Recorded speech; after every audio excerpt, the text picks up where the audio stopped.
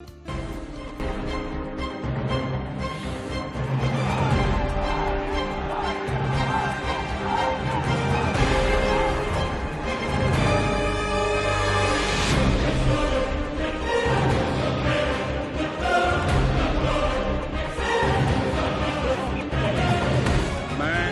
नरेंद्र दामोदर दास मोदी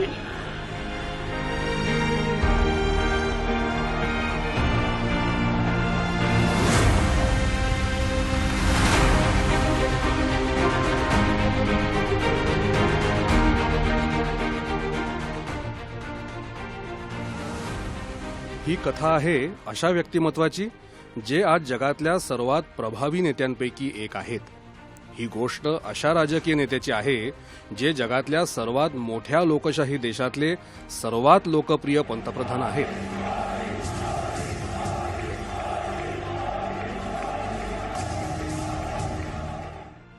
आज आपण बोलणार आहोत अशा एका व्यक्तिमत्वाबद्दल ज्यांनी 130 कोटी देशबांधवांचं आयुष्य सुखकर करण्याचा आणि मानवतेची सेवा करण्याचा संकल्प केला आहे।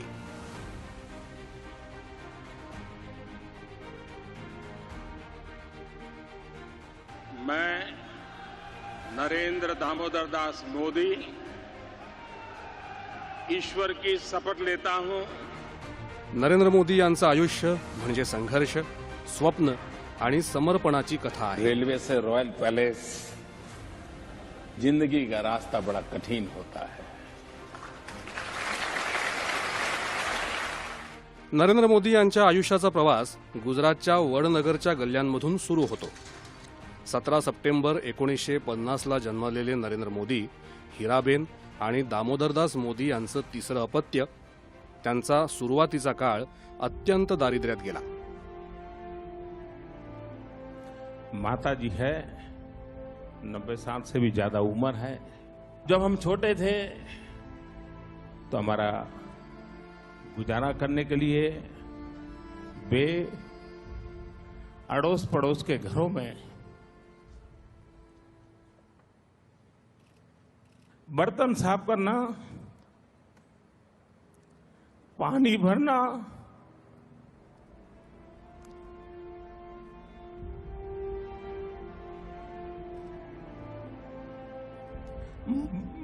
मजदूरी कर रहा। आप कल्पना कर सकते हैं कि एक मां ने अपने बच्चों को बड़ा करने के लिए कितना कष्ट उठाया होगा। हम तो गरीब के घर पैदा हुए हैं, हमने गरीबी देखी है, हम गरीबी में पले हैं भाई। वे तो सोने का चम्मच लेकर के पैदा हुए हैं, हम चाय बेचते बेचते आपके पास आए। नरेंद्र मोदी शाळेनंतर गावातल्या रेल्वे स्थानकावर असलेल्या त्यांच्या वडिलांच्या चहाच्या दुकानात त्यांना मदत करत असत। लोकतंत्र में अगर जनता जनार्दन जो ईश्वर का रूप है वो फैसला कर ले तो फिर एक चाय बेचने वाला भी उनका प्रतिनिधि बनकर के रॉयल पैलेस में हाथ मिला सकता है। ते सरळ धोपट मार्ग सोडून वेगळ्या मार्गाने जाऊ इच्छित होते। समाजात परिवर्तन घडवू इच्छित होते।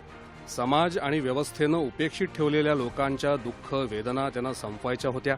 स्वामी विवेकानंद यांच्या कार्याचा त्यांनी गाढा अभ्यास केला आणि त्यातूनच प्रेरणा घेत ते आध्यात्मिक जीवनाकडे आकर्षित झाले आणि भारताला विश्वगुरू बनवण्याचं स्वामी विवेकानंद यांचं स्वप्न साकार करण्यासाठी त्यांनी आपल्या कार्याचा पाया रचला। जर एका शब्दात नरेंद्र मोदी यांच्या आयुष्याचं वर्णन करायचं असेल तर तो शब्द आहे सेवा। आखिरकार सरकार किसके लिए?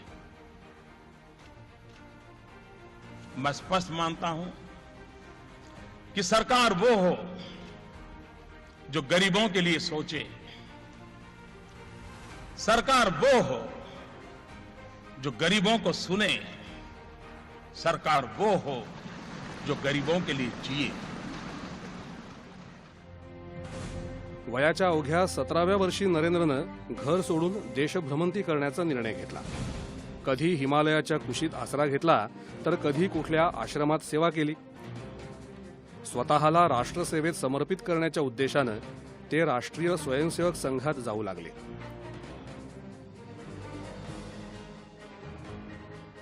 गुजरातमध्ये 1973 साली झालेल्या नवनिर्माण आंदोलनात नरेंद्र मोदी यांनी महत्त्वाची भूमिका बजावली, ज्यामुळे काँग्रेसच्या तत्कालीन मुख्यमंत्र्यांना राजीनामा द्यावा लागला होता. आणीबाणीच्या काळात नरेंद्रना देशातल्या अनेक मोठ्या नेत्यांसोबत काम करण्याची संधी मिळाली. लोकतंत्र आपातकाल में क्या कुछ जुल्म नहीं हुए, इससे बड़ी धमकियां क्या होती, लेकिन ये देश झुका नहीं था. 1975 25 जून वो ऐसी काली रात थी जो कोई भी लोकतंत्र प्रेमी भुला नहीं सकता है, कोई भारतवासी भुला नहीं सकता है. एक प्रकार से देश को जेल खाने में बदल दिया गया था, विरोधी स्वर को दबोच दिया गया था. जयप्रकाश नारायण सहित देश के गणमान्य नेताओं को जेलों में बंद कर दिया था. न्याय व्यवस्था भी आपातकाल के उन भयावह रूप की छाया से बच नहीं पाई थी. अखबारों को तो पूरी तरह बेकार कर दिया गया था.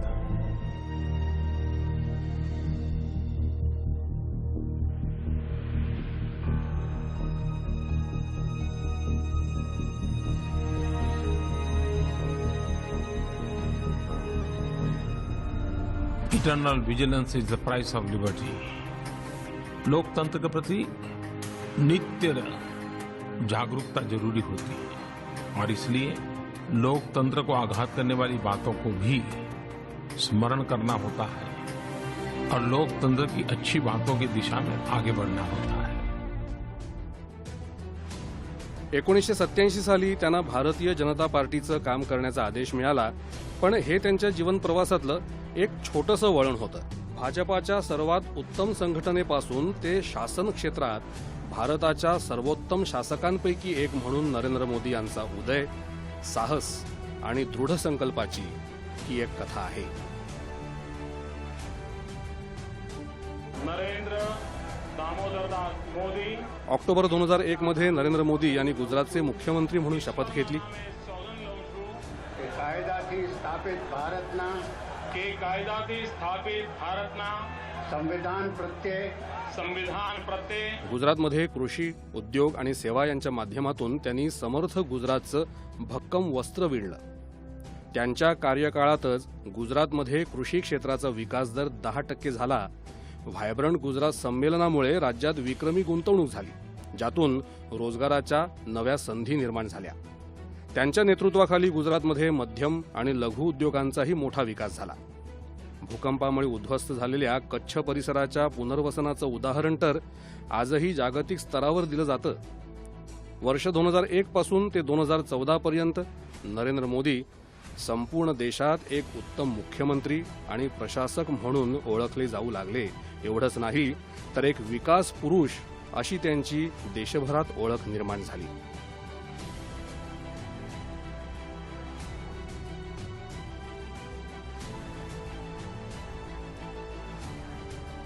देशाला तेव्हा एका विकास पुरुषाची गरज होती.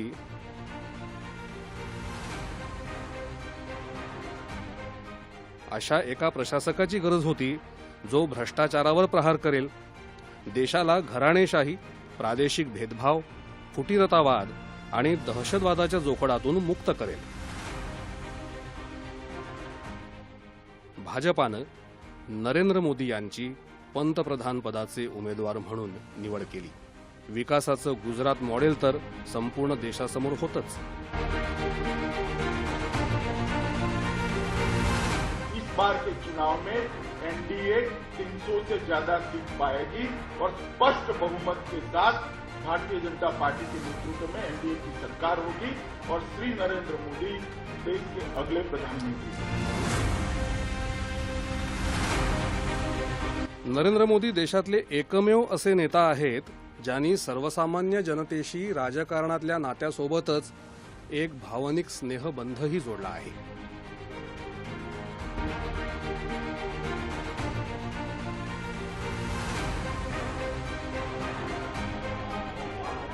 दोन 2014 सालच्या निवडणुकांचे निकाल याच गोष्टीची साक्ष देतात.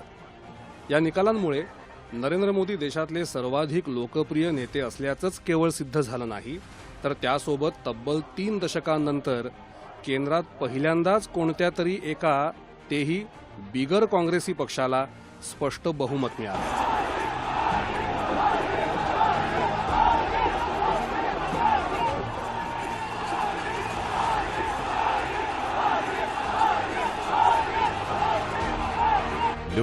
लोकशाहीच्या सर्वात पवित्र मंदिरासमोर नतमस्तक होऊन त्यांनीच हा संदेश दिला आहे की लोकशाही मूल्ये त्यांच्यासाठी सर्वात महत्त्वाची आहेत.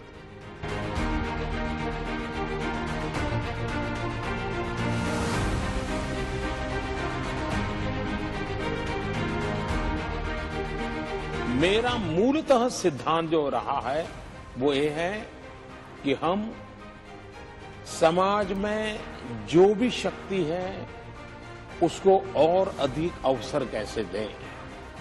हम एक ऐसा इकोसिस्टम तैयार करें ताकि उसको कुछ साहस करने का मन कर जाए, कहीं रुकावट आ जाए तो उसको हाथ पकड़ के निकालने वाला कोई मिल जाए. मैं जब चुनाव लड़ रहा था तो मैंने देशवासियों को कहा था कि मेरे पास अनुभव नहीं है, मुझसे गलतियां हो सकती हैं, बद इरादे से गलत कभी नहीं करूंगा.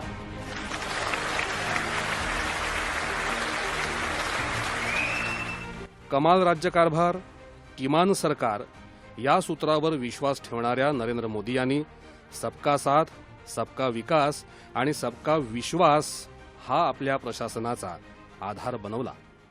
एकीकडे राजकीय विश्लेषक पंतप्रधान नरेंद्र मोदी यांना मिळालेल्या प्रचंड बहुमताची समीक्षाही करू शकलेले नव्हते, तर दुसरीकडे पंतप्रधान मोदी यांच्या मनात मात्र वेगळेच विचार घोळत होते.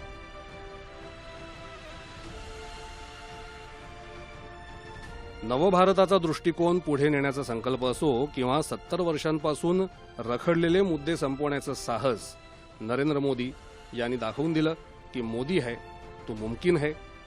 म्हणजेच मोदी आहेत तर सर्व शक्य आहे. लोकशाही आणि लोकसंख्येची ताकद म्हणजे लाभांश आहे असं मानणाऱ्या नरेंद्र मोदी यांनी दाखवून दिलं की जर दृढ इच्छाशक्ती आणि योग्य दिशा असेल तर विकासाची गती आणि व्याप्ती कित्येक पटीनं वाढवता येते. कोणतेही प्रश्न तुकड्या तुकड्यांमध्ये सोडवण्याच्या ऐवजी त्यांना मुळापासून सोडवण्यावर नरेंद्र मोदी यांचा विश्वास आहे. त्यासाठी मूलभूत प्रश्न सोडवणं अत्यंत आवश्यक आहे असा त्यांचा दृढ विश्वास आहे. आणि सर्वात महत्त्वाची गोष्ट ही की लोकसहभाग हा त्यांनी आपल्या सर्व राजकीय ध्येय धोरणाचा मुख्य आधार बनवला. विकासाला सरकारी विचार आणि व्यवस्थेतून बाहेर काढत त्यांनी ती एक जनचळवळ बनवली. पहिल्यांदाच कुठल्या तरी सर्वसाधारण व्यक्तीने नाही तर स्वतः भारताच्या पंतप्रधानांनी आपल्या स्वातंत्र्य दिनाच्या भाषणात लाल किल्ल्याच्या ऐतिहासिक बुरुजावरून स्वच्छतेच्या महत्त्वावर भाष्य केलं.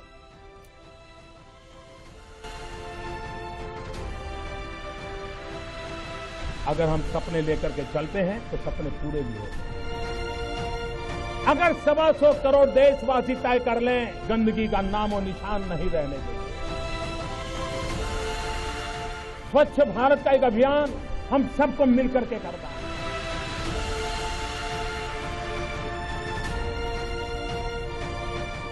त्याच वर्षी 2 ऑक्टोबरला पंतप्रधानांनी स्वतः झाडू फिरवत स्वच्छ भारत अभियानाचं नेतृत्व केलं.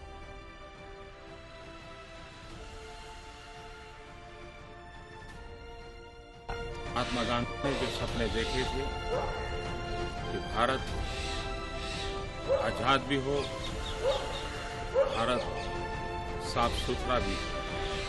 मेरे लिए ये श्रमदान नहीं है, ये श्रमानुभव है.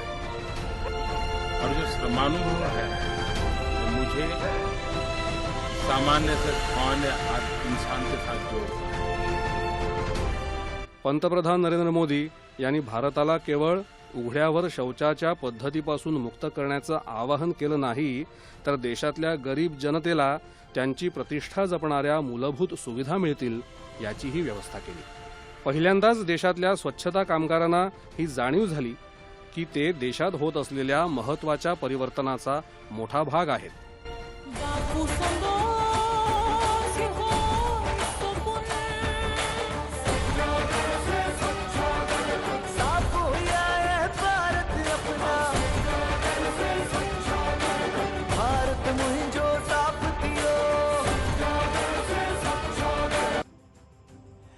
गेल्या 6 वर्षात मोदी सरकार सतत कार्यरत होतं. दिवसाचे 24 तास काम करण्याची संस्कृती आणि आव्हानात्मक कामं करण्यात निपुण असलेल्या पंतप्रधान नरेंद्र मोदी यांनी दाखवून दिलं की जर प्रामाणिकपणे प्रयत्न केला तर उपलब्ध असलेल्या व्यवस्थेच्या मार्फतच आपण मोठमोठी उद्दिष्ट साध्य करू शकतो.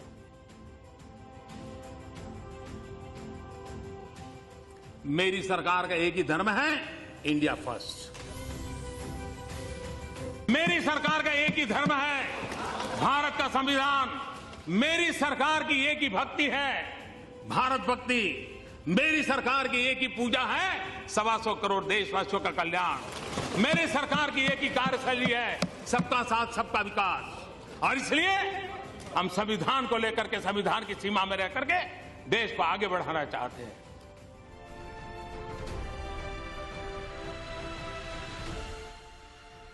6 वर्षात 160 पेक्षा जास्त कार्यक्रम आणि योजनांची घोषणा झाली आणि प्रत्यक्षात अंमलबजावणी सुद्धा सुरू झाली.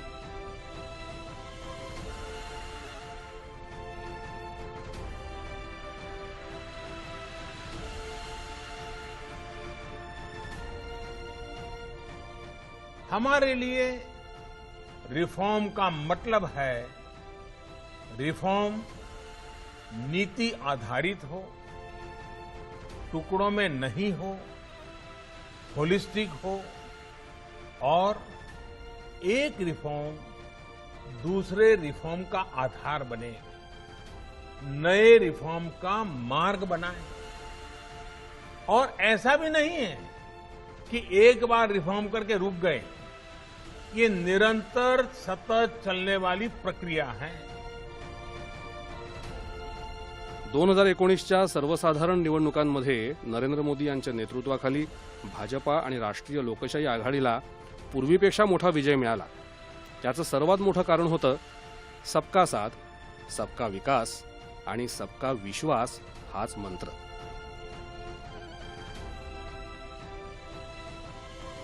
मत बैंक की राजनीति से ऊपर उठकर देश के लिए फैसला करने का जिगर चाहिए था और वो जिगर हमारे प्रधानमंत्री नरेंद्र मोदी.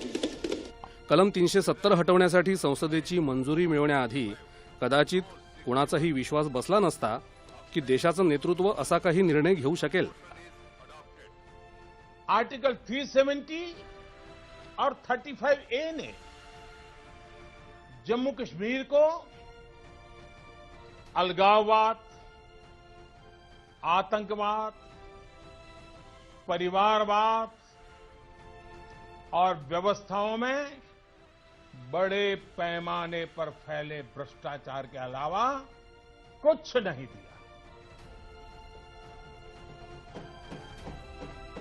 मात्र ज्या प्रकारे आपल्या दुसऱ्या कार्यकाळातल्या या सर्वात मोठ्या निर्णयाची हाताळणी मोदी सरकारनं केली त्यामुळे सगळ्या शंका कुशंका दूर झाल्या आणि त्यानंतर सर्वजण हेच म्हणत आहेत, मोदी है तो मुमकिन है. मोदी आहेत तर सर्व शक्य आहे. 3 तलाक सारख्या कुप्रथेपासून मुस्लिम महिलांना मुक्त करण्याचा निर्णय असो, मेरी मुसलमान बहन, उसका क्या गुनाह? कोई ऐसे ही टेलीफोन पर 3 तलाक बोल दे और उसकी जिंदगी तबाह हो जाए.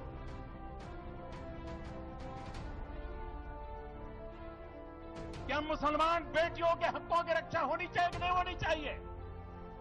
क्या मुसलमान माताओं बहनों को रक्षा मिलनी चाहिए कि नहीं मिलनी चाहिए? क्या मुसलमान बहनों को समानता का अधिकार मिलना चाहिए कि नहीं मिलना चाहिए? किंवा मग जम्मू काश्मीरमधून 35A सारखं कलम रद्द करण्याचा निर्णय असो, अशा सर्व निर्णयातून मोदी सरकारच्या दुसऱ्या कार्यकाळाची सुरुवात झाली. राम काज किनु बिनु मोहि कहां बिसरा.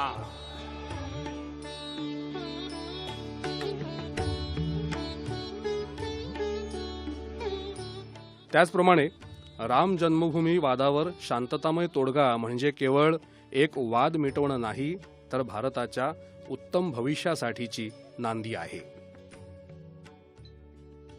ये मंदिर करोड़ों करोड़ लोगों की सामूहिक संकल्प शक्ति का भी प्रतीक बनेगा. ये मंदिर आने वाली पीढ़ियों को आस्था, श्रद्धा और संकल्प की प्रेरणा देता रहेगा।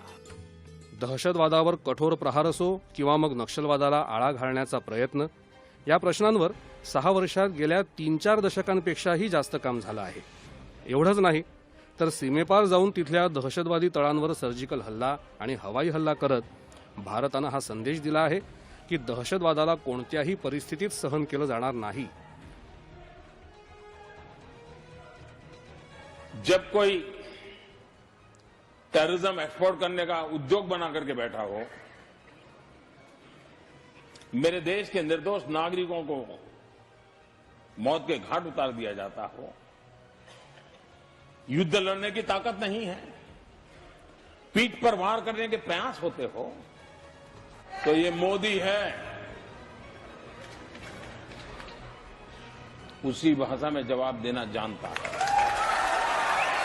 एवढंच नाही तर लडाखमध्ये आपल्या उत्तर सीमेवर जेव्हा चीनच्या सैनिकांनी आगळीक केली तेव्हा देशाच्या जवानांनी त्यांना दाखवलं की भारताकडे वाकड्या नजरेनं बघणं त्यांना किती महागात पडेल, महंगा पड़ेगा। जिनके सिंहनाद से सहमी, जिनके सिंहनाद से सहमी धरती रही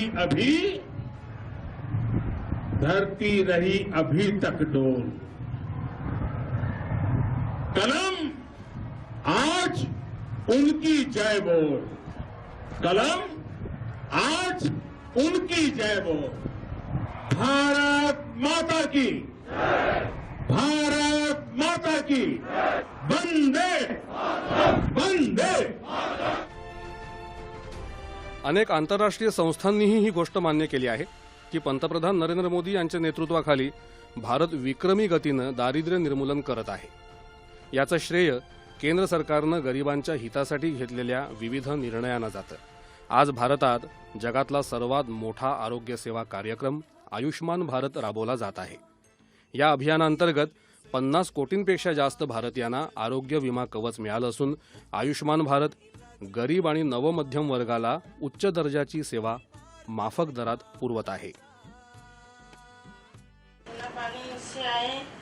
और भाइयों को किडनी में की नली खराब थी, वो ठीक हुआ, काम अच्छा हुआ, अच्छा हो, संतोष है, संतोष। तुम खुश हो, एकदम पढ़ाई करोगे, खेलोगे, बहुत खेलोगे, हैं? कोरोनाच्या काळात प्रधानमंत्री गरीब कल्याण योजनेअंतर्गत 80 कोटींपेक्षाही जास्त व्यक्तींपर्यंत विनामूल्य धान्य पोहोचवणं असो किंवा मग गरीब कुटुंब, शेतकरी, श्रमिक, महिला आणि इतर अनेकांना विविध माध्यमातून आर्थिक मदत देणं असो किंवा रोजगाराच्या संधी उपलब्ध करणं, सरकार ने मेरा बहुत सहयोग करा है। मैं वहां से आने के बाद मेरे खातों में पैसे भी डाले गए और गरीब कल्याण योजना के तहत पशु शेड भी बनवा रहे हैं। सर ने सभी प्रवासी मजदूरों को मीटिंग में बुलाए और वहां हमें मीटिंग में बैंकर भी सभी आए थे और हमें 25 लाख का लोन कराए। ये गाय गोहाल ये भारत सरकार की गरीब कल्याण योजना से हुआ है। ये योजना मिला मुझे सरकार की तरफ से। मैं महाराष्ट्र में पढ़ाई करता था, वहाँ पे मेरी पानीपुर की गाड़ी है। लॉकडाउन के थ्रू हमारा वहाँ पे हालत ख़राब हो गई, इसलिए हम यहाँ पे आए। यहाँ पे हमने गरीब कल्याण योजना के थ्रू बोरखेड़ा से सुल्तानपुरा का कच्चे रोड पे काम किया। पंतप्रधान नरेंद्र मोदी यांनी खऱ्या अर्थानं हे सिद्ध केलं आहे की सरकार ते असतं जे गरिबांसाठी अस्तित्वात असतं। देशातल्या प्रत्येक नागरिकाला आत्मनिर्भर बनवण्याच्या पंतप्रधान नरेंद्र मोदी यांच्या उद्देशाला या सर्व निर्णयांची मोठी मदत मिळत आहे। आत्मनिर्भर भारत ये सपना संकल्प में परिवर्तित देख रहे हैं। आत्मनिर्भर भारत ये एक प्रकार से शब्द नहीं, ये आज 130 करोड़ देशवासियों के लिए मंत्र बन गया है। देशावर कुठलंही संकट आलेलं असो किंवा कोरोनासारख्या साथीच्या आजाराचा सामना करायचा असो, नरेंद्र मोदींनी देशालाच नाही तर जगाला मार्ग दाखवला आहे। एका दृष्टीनं संकटामध्ये संधी शोधण्याची त्यांची हातोटी विलक्षण आहे।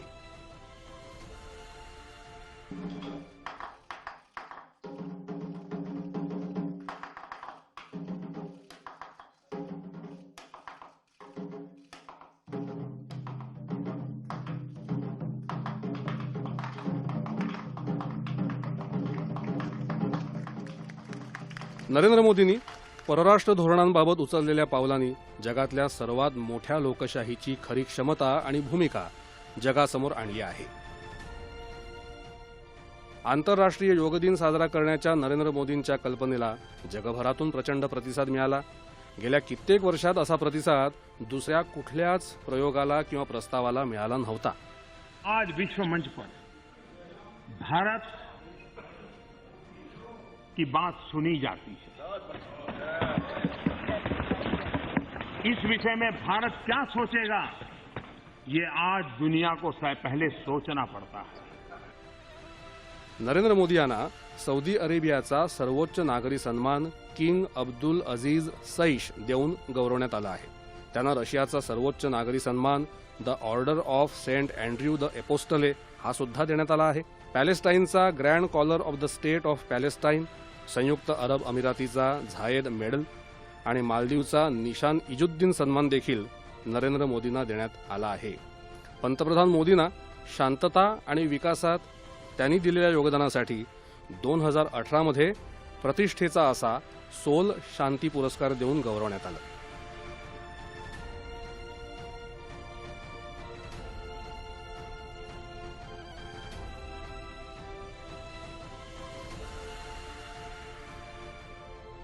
लोकांमध्ये राहणं, त्यांच्या आनंदात सहभागी होणं, त्यांची दुःख दूर करणं हा नरेंद्र मोदींचा उद्देश आहे.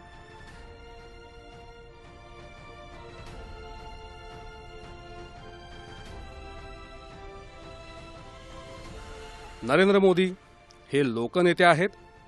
चावल भी खाते हैं, बच्चे लोग चावल खाते नहीं. खाते हैं?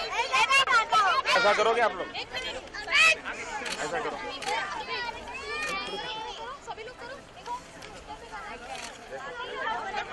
दो हाथ से नहीं, एक ही हाथ करो.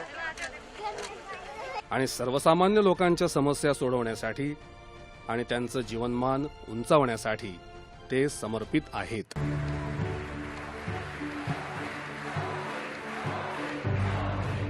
वो जो मुश्किलों का अंबार है, वो जो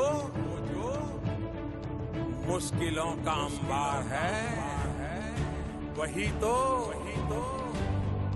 तो मेरे हौसलों के मीनार है.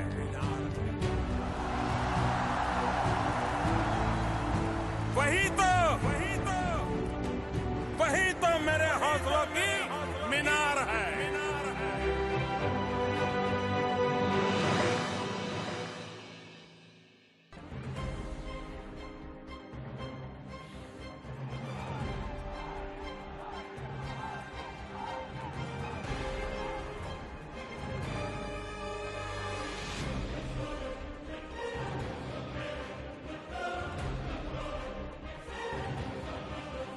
मैं नरेंद्र दामोदर दास मोदी